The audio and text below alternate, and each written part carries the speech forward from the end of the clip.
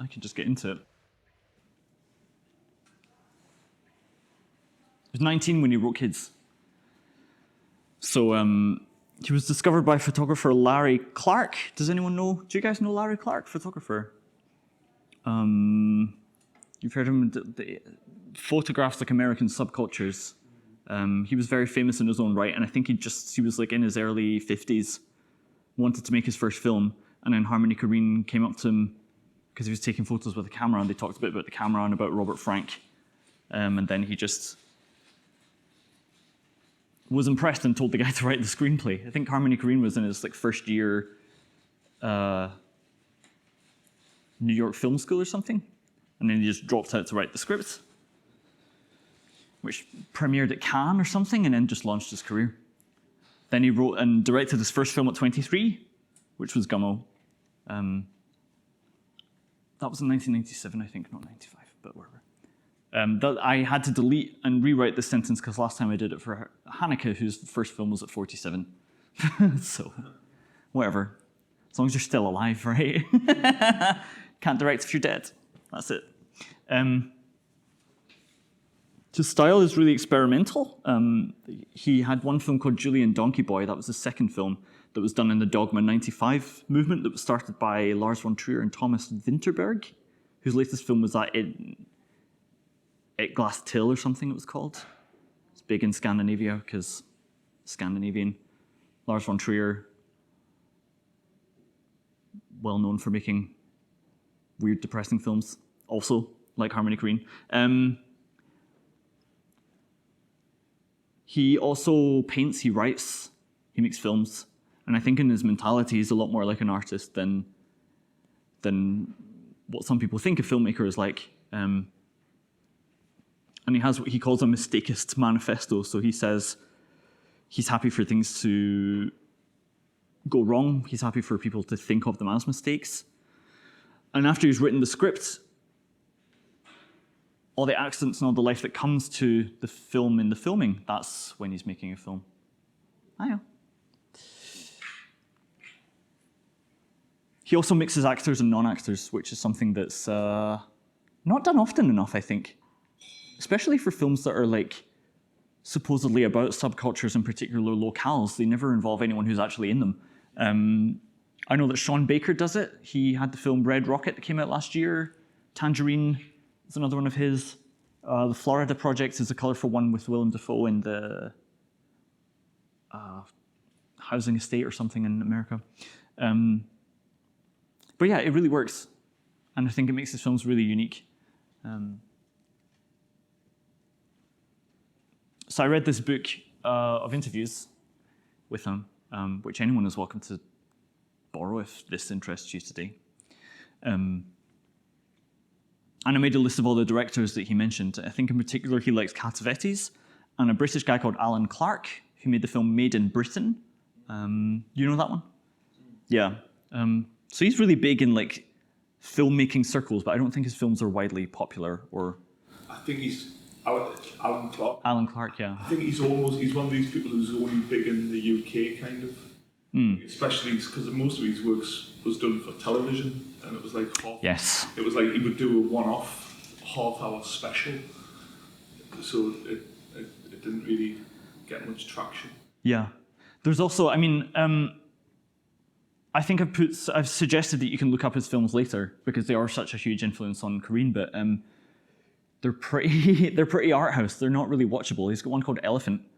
I don't know if you've seen it. It's about the Troubles in Ireland, and it's just guys walk into a place and shoot a guy, and then guys walk into a different building, and it's different guys each time. You don't get to learn who they are, and you know exactly what's going to happen, and it just keeps happening over and over. So it's something you'd see playing in a museum rather than a theater, I suppose. Werner Herzog, who was in The Mandalorian, was he not? Most recently? Yes. So he was a big influence on Korine and then has parts in his films as well later. The first clip I'm going to show you is from Spring Breakers, which luckily maybe some of you have seen, maybe most of you haven't. Spring Breakers, do you know what the film? Okay. You recognize any of these actresses?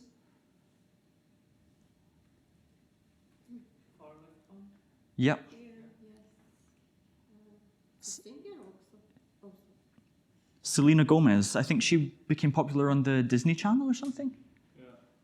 It was quite a deliberate casting because the film is about pop culture, but also Selena Gomez's mum grew up with Harmony Korine's films and learned that he was casting, and so suggested her daughter that was Selena Gomez, which was quite weird that, like you say, he became a famous filmmaker in his early 20s, and then suddenly people had grown up with his films and were suggesting their daughters to be part of it. Their daughters had turned into be big pop stars.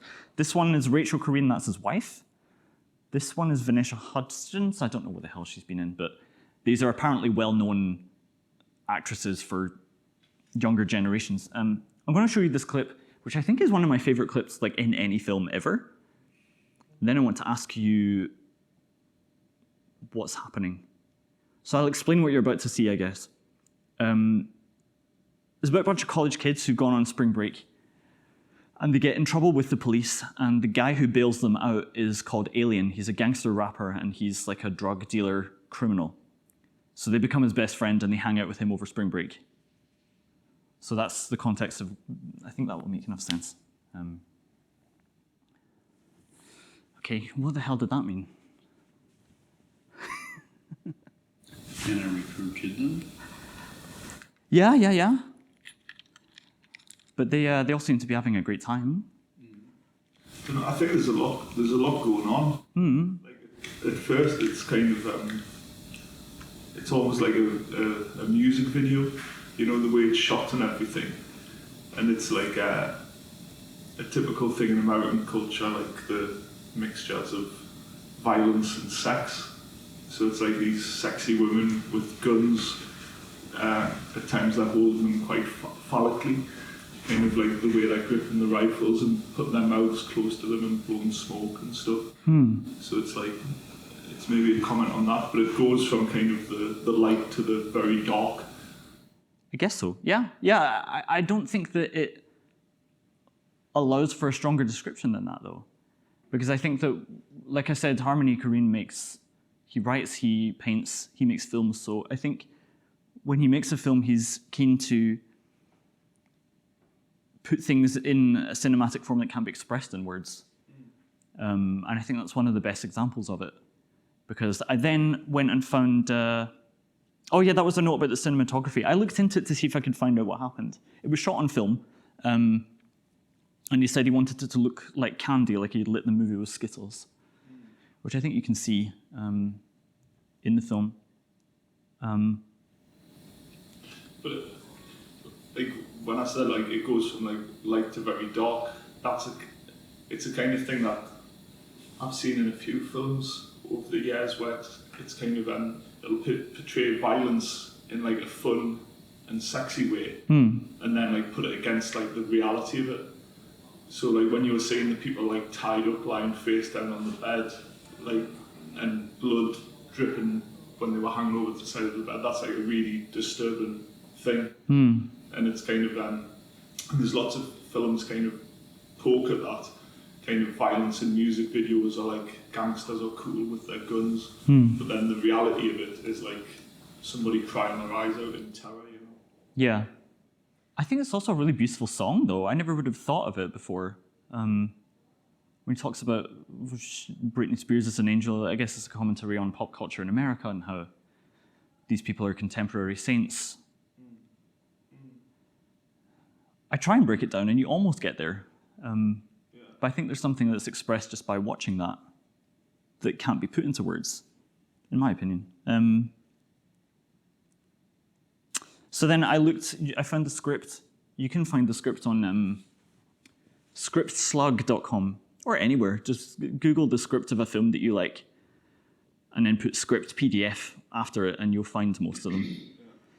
Because for awards season, they go online and they're made public for specific reasons or something like that, and some people have massive collections of them. So I just wondered if I could find how you instruct the construction of that in the words.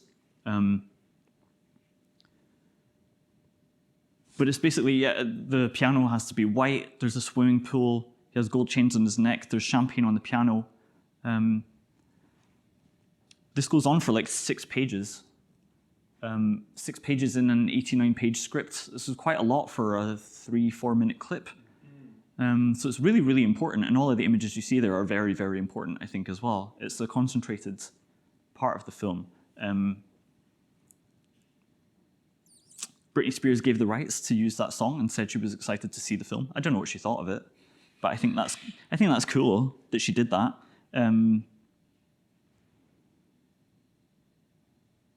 So yeah, let me see. Where does it go? So, yeah, he starts singing the song. Guns up in the air, start slow dancing with one another. We now see a very quick series of violent moments. These scenes fly by. They're all in slow motion. Each scene involves the 3 girls, an alien, that's the gangster guy robbing spring break kids. Girls wear their pink masks, do these robberies in their bikinis. Banana yellow bandana over his face with white Ray-Ban sunglasses.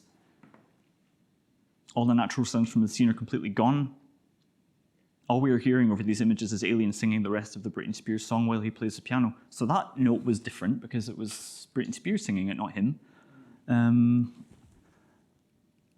But all the rest of this scenery you saw was specified, I think. And magic hour, always magic hour for the timing, which is why you get that lovely pink sky in the background, a specific time that you film for that. Okay. Clip 2 is from Beach Bum. This is a technique I really like. I'm not going to tell you what that technique is because I want you to tell me what it is, but Korine was influenced by Terrence Malick, who's another one of my favorites, at least for the few films of his that I like that got right.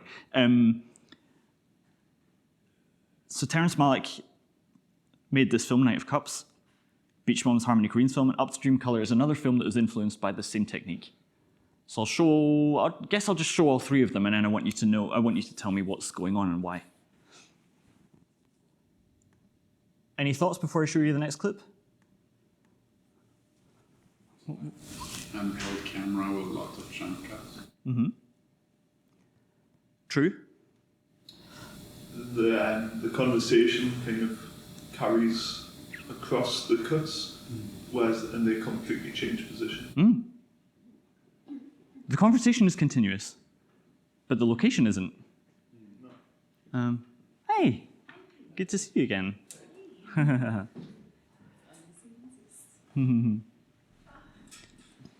Why do you think they did it that way? Kind of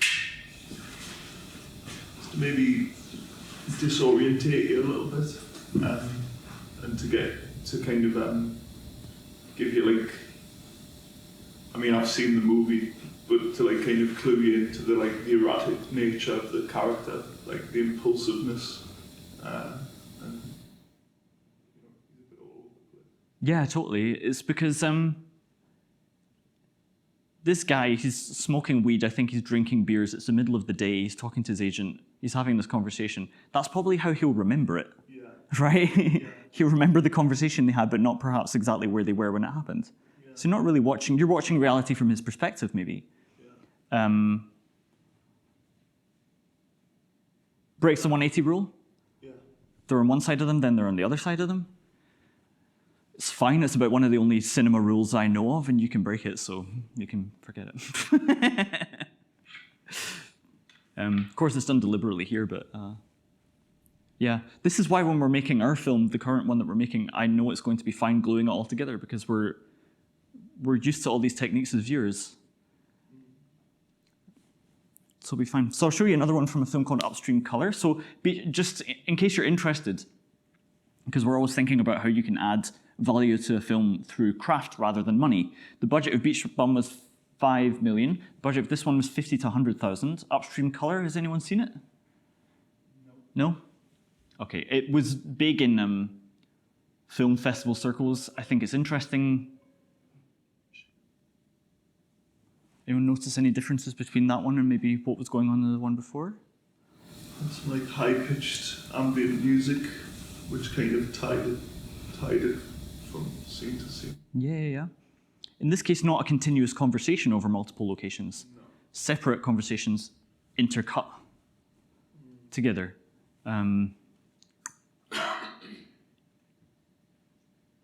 it's hard to say. What I think in this, I think this is about a couple who are falling in love. Yeah. So it's probably about the accumulation of emotion over all these different locations or something like that. But yeah, so people in film festivals went wild over that one. Because it's a big low-budget success. I would look it up because, you know, it's reasonably, it's way more expensive than anything we may ever make, but it's still a big low-budget success anyway. And then I'll show you a clip from a recent Terrence Malick film, so you can see the guy who, I guess, started this technique using it. Could that be the line between the two? Like, he's looking back on like one conversation he had on a golf course when he was drunk, so he remembers it in that scatty sort of way. And one of those two is looking back on the start of a relationship when they were first falling in love, drunk on love, and remember it in that scatty sort of way of like first dates and stuff. Yeah, yeah, absolutely. I think what's going on is like a continuity of emotion, a narrative of emotion, right? Rather than a narrative of time, chronological time.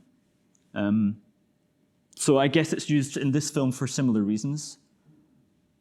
This one, I couldn't find the budget on it, but I have to imagine it's the most expensive of all of them. Anyway, that's from a section of the film called The High Priestess.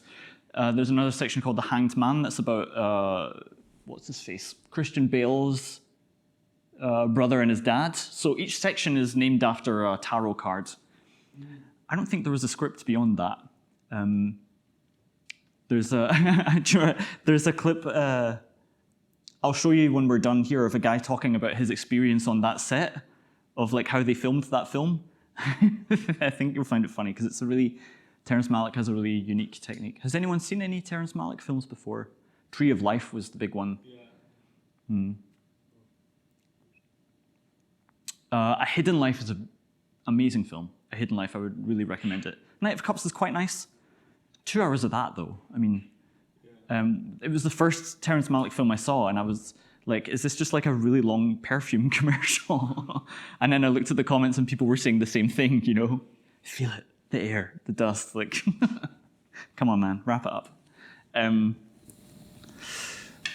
was weird, some of the shots were really weird because you thought, is this a point of view shot? And then the Christian Bale character would walk into shot, but as he looked down at something or kind of turned to something, it would kind of go back to POV as if it was looking through his eyes, but then it would come back up again and he was still in the shot, which is It's like another person.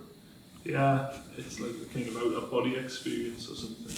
Like, it's like, whose POV is this? Is it a guy walking behind them? Because it's going down to look at specific things.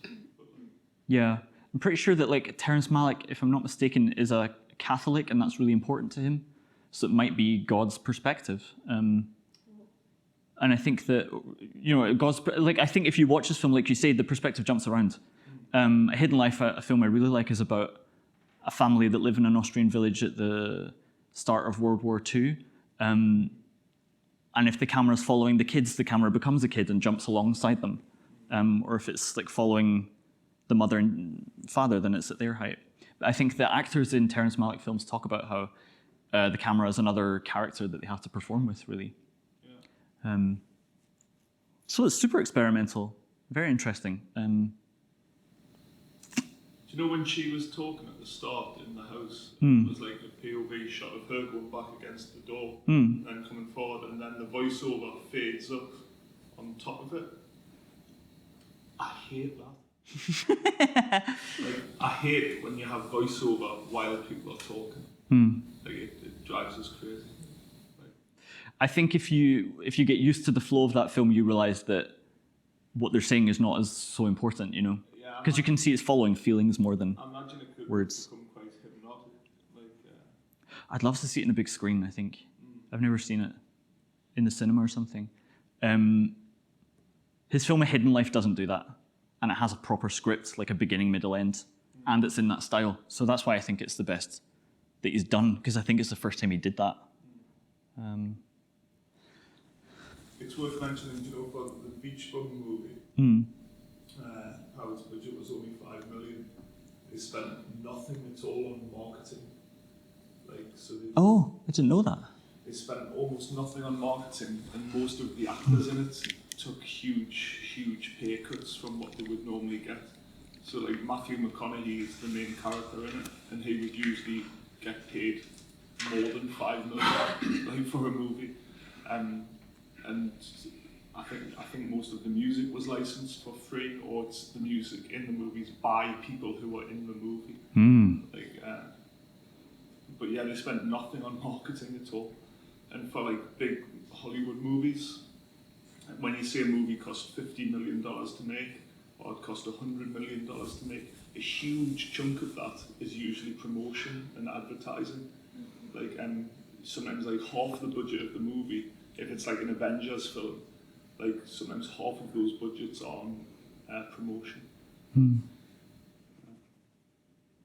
It's interesting. I mean, he's, I guess, been well respected in artistic circles for a really long time. It's nice that he built up all those goodwill so we can get all his really unusual films that don't often make their money back, unfortunately. So these are other films of his that I didn't mention. Gummo's his first one. It's set in a small town in Ohio after a tornado has hit it, and it just follows various characters. That's about as much as I can summarize, really. It's pretty plotless. I think the inspiration for Gummo came. Do you remember the Ricky Lake show in the 90s? That's right. Yeah. Like, so you saw an episode of that where it was, and the theme of the show was I survived being a paint sniffing addict, and they had people who were like addicted to sniffing different subjects, and one of them was paint sniffing, and the main character was like inspired by. He was the guy in that show. Was he? Yeah, he was cast after he saw that episode of Ricky Lake. I didn't know that part of the story. Like, he was a paint sniffing survivor. Paint sniffing survivor. That's what like inspired him to make and seen him on the Ricky Lake. Well remembered. Julien Donkey Boy is the Dogma 95 film. You can look up Dogma 95 if you're interested. I've talked about it before. It's a movement in cinema with very specific rules about using hand camera and only natural lighting and no music added on top of the film. And it's about Korine's schizophrenic uncle who he wanted to put in the film, but the guy was too unwell to do it. So Ewan Bremner, who was in Trainspotting, did it, and then named his daughter Harmony afterwards, which I think is cool. Mr. Lonely is a beautiful, maybe it's probably 5 million or something, that kind of budget, with Samantha Morton and Diego Luna, who was in one of those Star Wars things recently. Several of them, I wouldn't have seen them. Mexican actor, I believe. He plays a Michael Jackson impersonator who finds a Marilyn Monroe impersonator who takes him to an island filled with people who live as their favorite celebrities. So there's like Charlie Chaplin, there's, God, I can't remember any others. Sammy Davis Jr., I think this guy is one of those. And they live in a commune together. And it's really beautiful and quite sweet, and it's not, I don't think there's any violence in it or anything. And it premiered at Cannes, and then he instantly followed it up with Trash Humpers, which he made in his hometown in Nashville. It's him and somebody, and his wife is one of them, and there's a third one. It's 3 people. They wear old man masks, and they hump trash cans, and they smash in windows and have a great, and that's it. They just it's just about how they have a great time doing all this random stuff. And he wanted to distribute it by putting on a bunch of VHS tapes and throwing them off onto highways so that people would discover it and think it was real. But I think that invalidated the rights. He couldn't hold on to the rights to it if he'd done that, so he decided against it in the end. But I really like what he said about this film. Shot on VHS, edited on VHS. I got so tired of hearing everyone talk about pixels and picture quality, how beautiful everything was. I wanted to work with the worst cameras possible, the absolute worst, and achieve the same thing. So it had to look like a found VHS tape. And I think it was recorded on tapes that already had footage on them. So it was re-recorded over things to add specific effects to the film itself. So I find that really inspirational that he's got this amazing, big, beautiful, premiered at Cannes, commercially viable film, and then just does whatever he feels like next. he also has a film called Fight Harm that I think will never get released. He wanted to make a 90-minute film of him getting attacked by people. So he would go up and instigate fights. He wouldn't throw the first punch, but he would make various different people attack him. And he tried to get different ethnicities, different genders. That was the rule. And all that was going to happen was they were just going to beat the crap out of him. I think he did it. He got 12 minutes worth before he ended up in jail twice. And they said if he goes in jail a third time, that he will have to go in jail for a long time. So he had to stop the project. He also said he didn't realize how short fights were, that it wasn't going to fill a whole 90-minute film. So the footage of those fights is somewhere. Some of it's shot by Leonardo DiCaprio for some reason. I think Spike Jonze might have been the other guy doing it. And then I noticed he did a Rihanna music video a few years ago that's very much like the Spring Breakers style. And I saw that it had over 300 million views. And I thought, of everything he's done, that's probably will always have the most views. He's probably collectively being seen by more people than the rest of his work. God, I wish I'd transcribed this quote. What I did, I just used my phone and I would hold it out to different quotes I liked in this book and then transcribe the words for my presentation. I forgot to do it for this one. But basically he talks about how he doesn't feel like his films are like anyone else's because he reads Entertainment Magazine and he hears about how actors are in films and what they do on set, and it sounds totally alien to him. And while he is interested in it, it doesn't seem to relate to anything he does. And I totally relate to that with what we do, because everyone's always talking about the direction it's going to go in or how we will eventually make films. But I'm pretty much set. I'm pretty happy to do it our way forever, to be honest. And I don't know how other people make films. And so it's nice to see a filmmaker I respect saying the same thing. And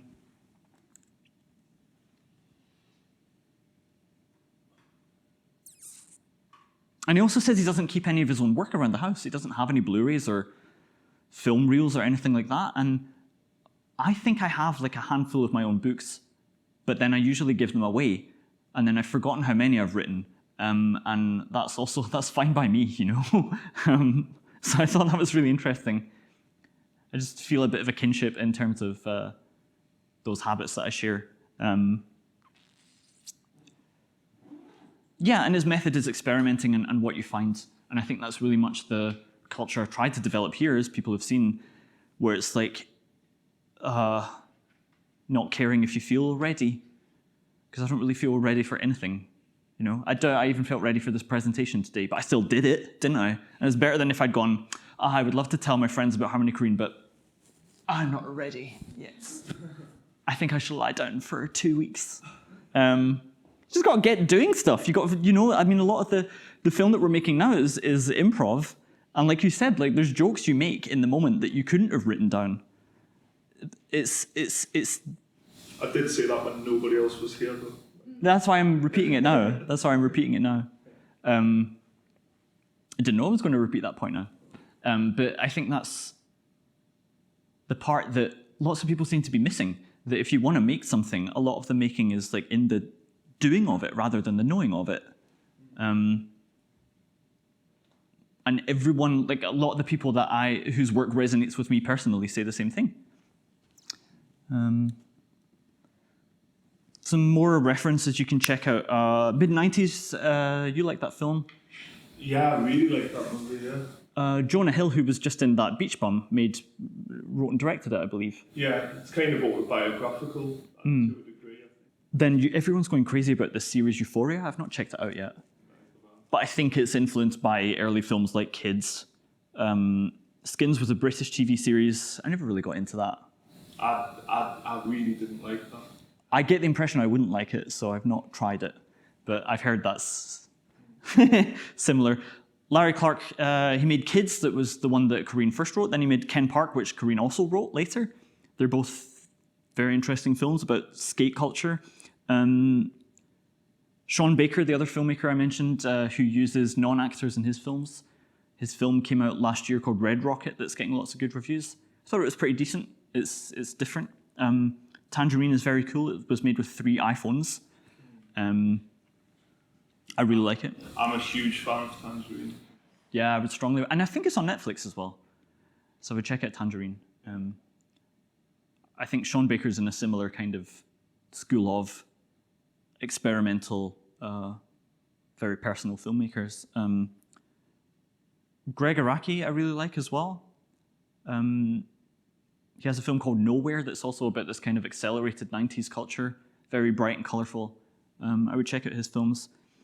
Then Alan Clark as well that I mentioned. Made in Britain is the famous one that launched Tim Roth's career.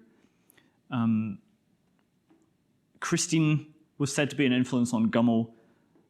Elephant, like I say, I think is unwatchable. It's just guys walk into a place, shoot a guy, and then leave. And it's like that same thing. It goes on for like an hour or something. I was like, this is wild. It's not like what's going to happen next. I know what's going to happen. There's a documentary called Beautiful Losers, which is about self-made artists. Harmony Korine is one of them, and it's also about various other people who are self-taught and the community that they form out of that. So it's really nice. Then there's some extra slides. Just I put in this Mistakist Declaration is like a manifesto that Harmony Korine wrote about his filmmaking style. All of these slides will be available in the YouTube film when I collect them all. And then there's a bunch of links which I will put in the description of the YouTube thing as well. Various other clips of his different films that I like. Yeah, that's it. Okay, thank you all.